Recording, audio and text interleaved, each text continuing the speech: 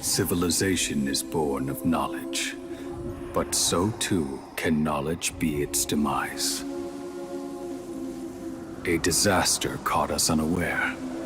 It was knowledge that did not belong to this world. King Deshret brought this forbidden knowledge into our world, and it quickly spread like a plague. People's minds were filled with crazed whispers. Dark gray scales spread across their bodies. Even the land was stripped of its vigor. Only a desperate, deathly silence remained. Were it not for greater Lord Rukkadavata from the forests, the damage would have been irreversible. She summoned the priests to build temples and infused into them the divine power of life. The disaster was miraculously tempered, and the embers of our civilization were preserved in Aru village. Alas, the miracle could not last. As long as forbidden knowledge continued to exist, it would forever blight this world. In the end, the proud king of the desert, my eternal lord, chose to sacrifice himself. I have spent my whole life since guarding one of these many temples. But now, my duty is coming to an end. As I close my eyes for the final time, the sight of that noble deity will appear in my vision once more. In helping King Deshret to eradicate forbidden knowledge, she exhausted her strength, and her form became that of a small child. How strange.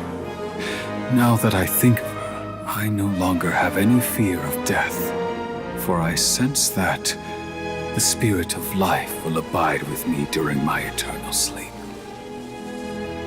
Children of the desert, cling no longer to past grievances, but hold tight to the memory of this act of benevolence.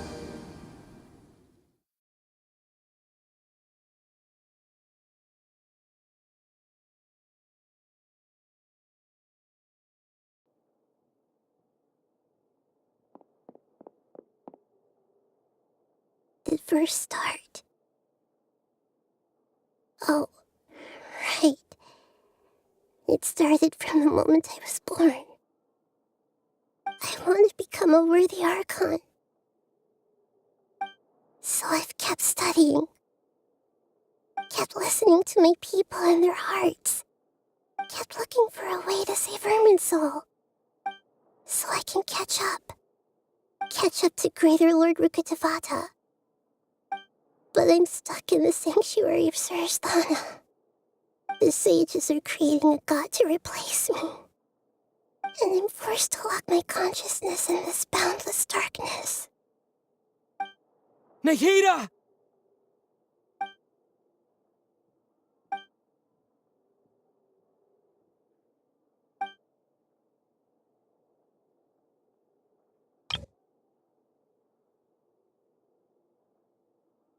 Nahida!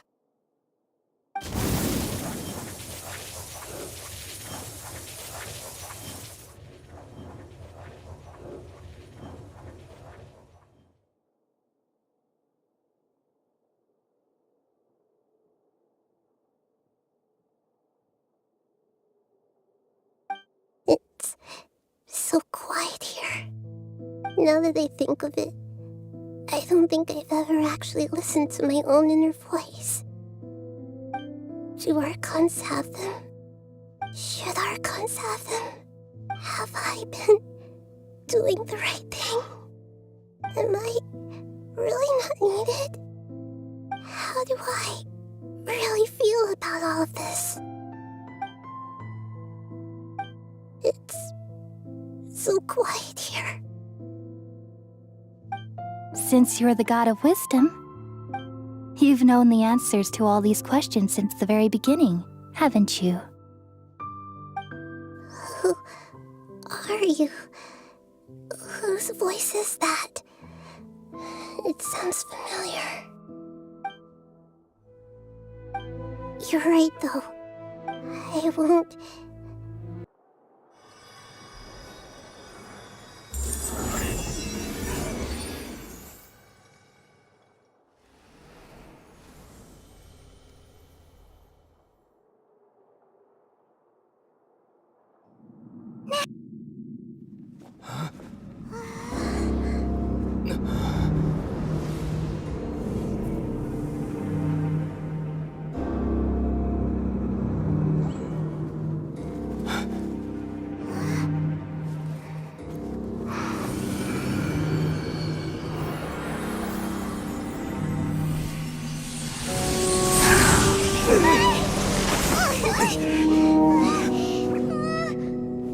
Who would have thought the world would be so eager for my birth? I remember you, Booer, the god of wisdom, and standing beside you, the traveler. Is he all-knowing and powerful now, like Greater Lord Rukkadavata? No, I can't feel the same kind of divinity I felt from the Greater Lord. It seems that the sages didn't get the chance to infuse the divine knowledge capsules into him. But even still, he has undoubtedly become a true god now. So we're too late? The Balladeer has already become a god? The Balladeer. A long bygone title. When my spirit ascended to divinity, I felt as if I had existed for the same number of epochs as heaven and earth. Looking back, the existence of what once called itself Kunikazushi appears infinitely small and ugly.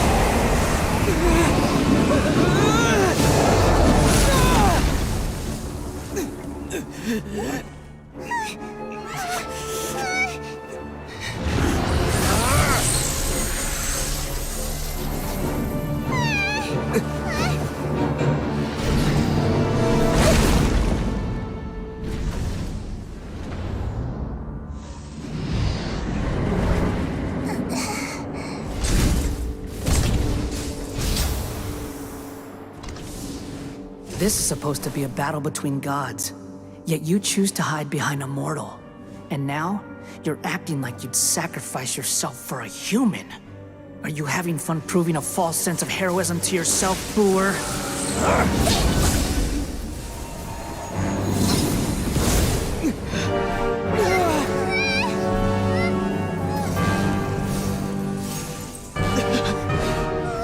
The data collection is almost complete.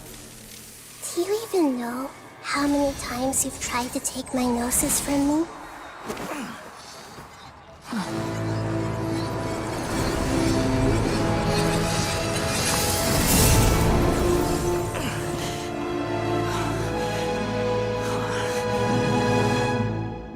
We just concluded the 168th loop.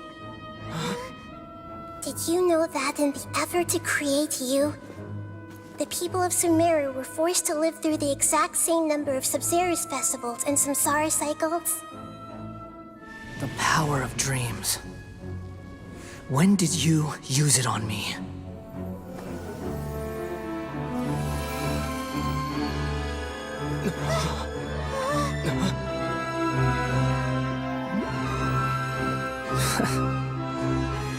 You can't even defeat me in a dream. What do you hope to achieve with this little trick? Come, traveler. Just like before. Allow me to awaken the memories in your dreams. All that battle experience! It's more than that. Compile everyone's wisdom in the name of the Archon. That is the original function of the Akasha. I've sent everything that happened just now to the people of Sumeru in the form of knowledge. I've asked them to help you find a way to defeat the false god.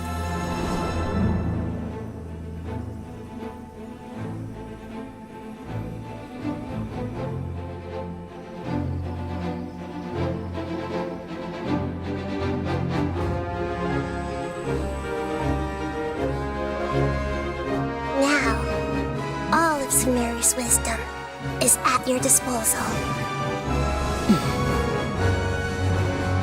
Meaningless tricks won't save you.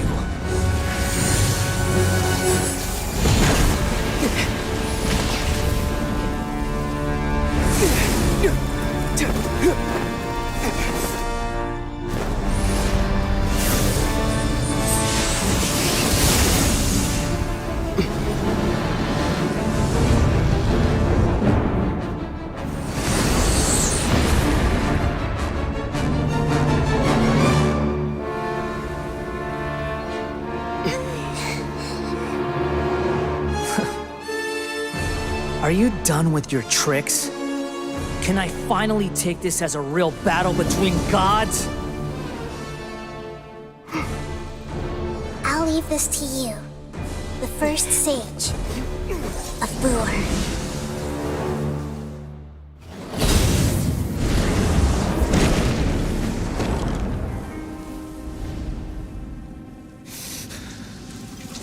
Humans. Filthy humans.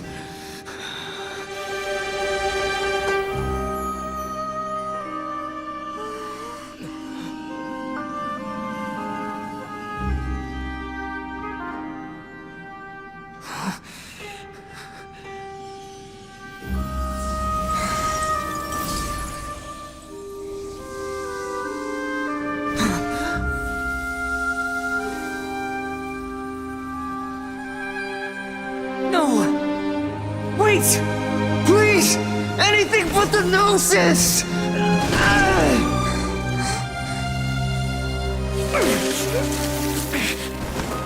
That's mine! Don't even try! I'll never go back!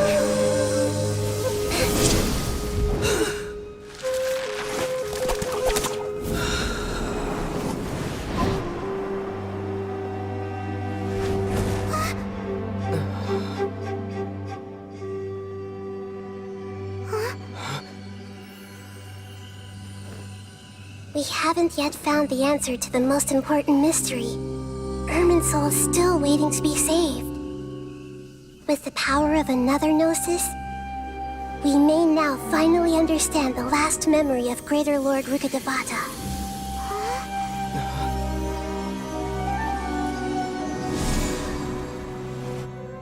This is...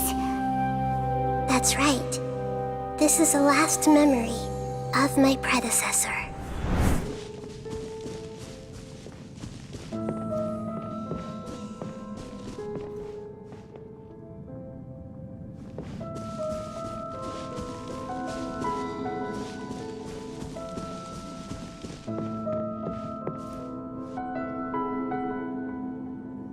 Well, this is the place.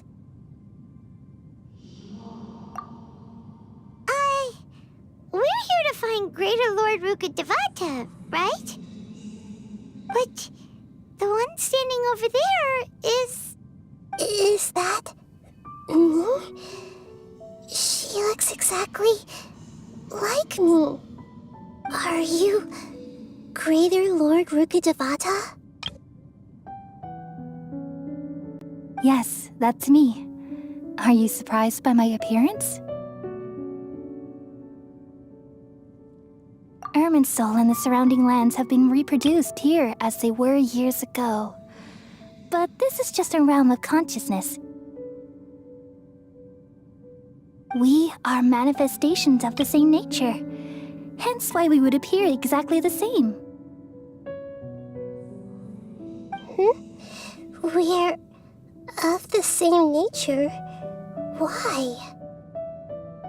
Because you are me, and I am you. You are me in the new samsara.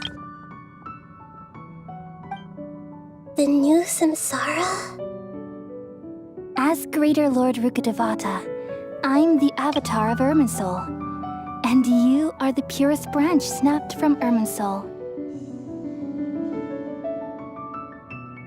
Imagine it this way. Even if a tree dies, its branches will eventually take root and grow, continuing the tree's life in another form. I'm merely the remaining consciousness of Greater Lord Rukkadavata. The real me has presumably died a long time ago.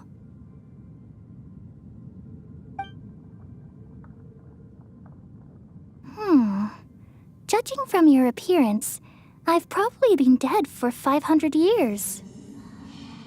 But you're finally here. My new self in the samsara.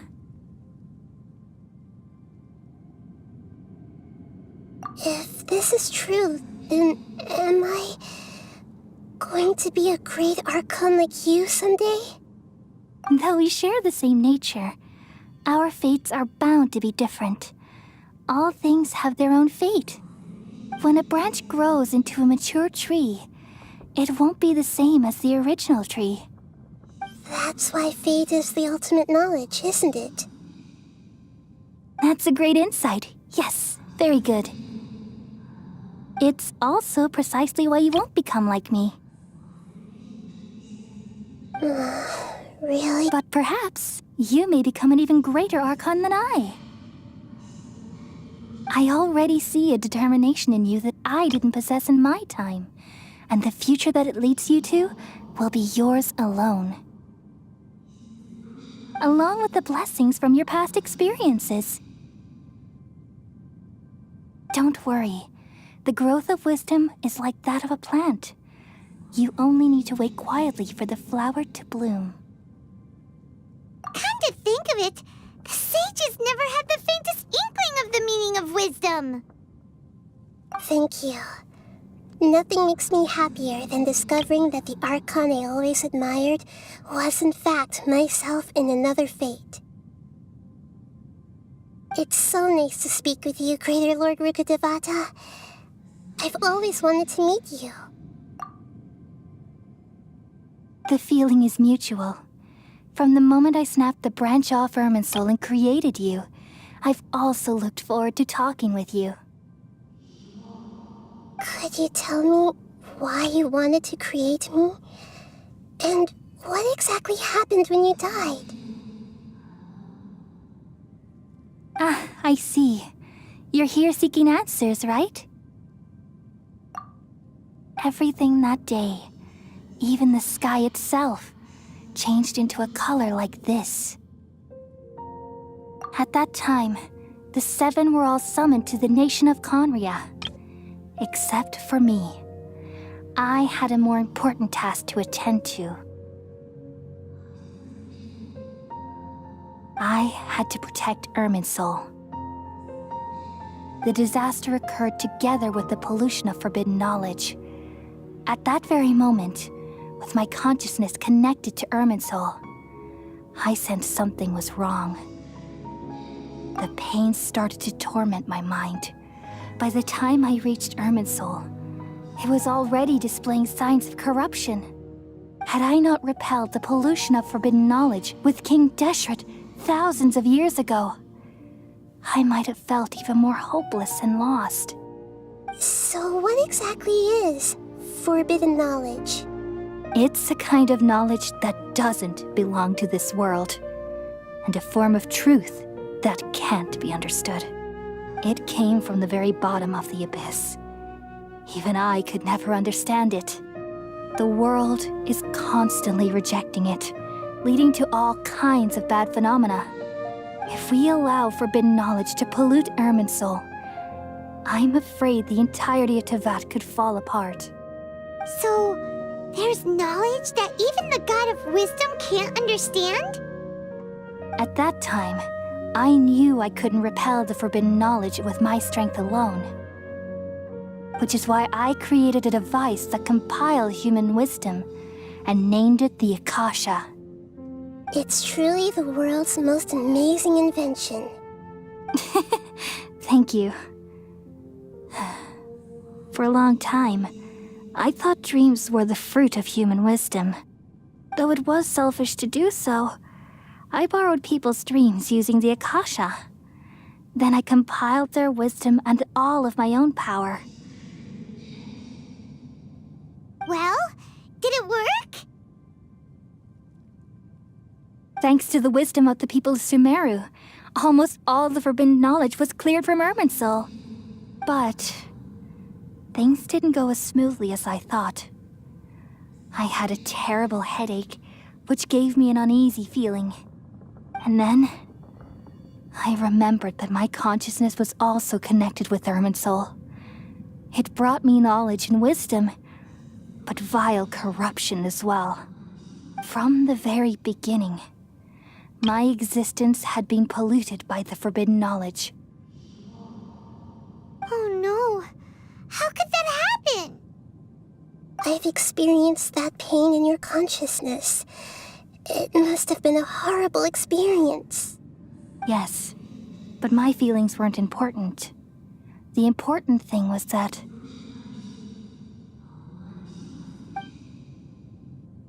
even if I died, my existence and everything related to me would continue to exist in Irminsul as memories and knowledge, meaning that the forbidden knowledge couldn't ever be permanently eradicated. And there's no way for me to eliminate myself. It would be a sort of paradox. So, I took the purest branch of Irminsul as my incarnation in the next samsara, and left a trail of clues. All in hopes that you would come here and remove me and my pollution from Irminsul forever. Wait, no, I can't. So you realize what that implies? You are very smart indeed. Irminsul has all the knowledge and memories of this world. And as you've realized just now, removing me from Irminsul means I essentially will never have existed in this world. But this is the only way to save Irminsul. People love you so much, and they've missed you so much over the past 500 years. I am exactly the same. So how can we just forget you like this? Is there really no other way? There must be something else I can do. You're the god of wisdom, Boer. You should know that there is no other way. But this is so cruel. I don't want to forget you. No need to feel so sad, Boer. As someone who delights in wisdom, you should feel joy at finally finding the answer. These are the words in their entirety. The answer you've been seeking all along. Let the world completely forget me. We all nestle under the great tree of wisdom, peering out to perceive the world. From the earth and from the rain, we perceive its wonders, until we become a white bird to perch atop a branch, and finally snap off the most important leaf. Once upon a time, I alone dreamed in this world. In my dreams, everybody would also dream after they fell asleep. Wild and wonderful thoughts would emerge from their minds. Some tumbled to the ground, and others floated to the sky, connecting all things in the world into one dazzling net.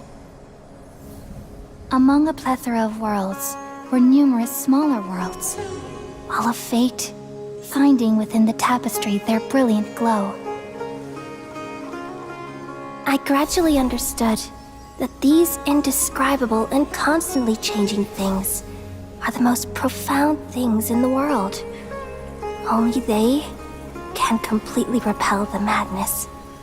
Only dreams can awaken consciousness from the deepest darkness.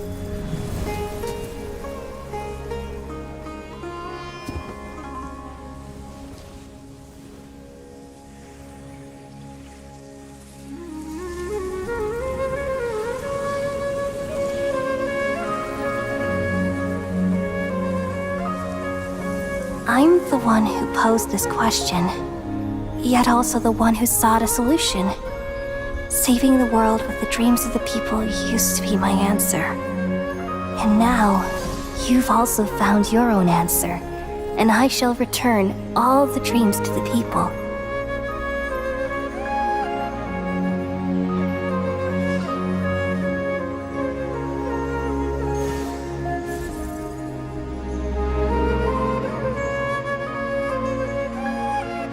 Goodbye, people of Sumeru.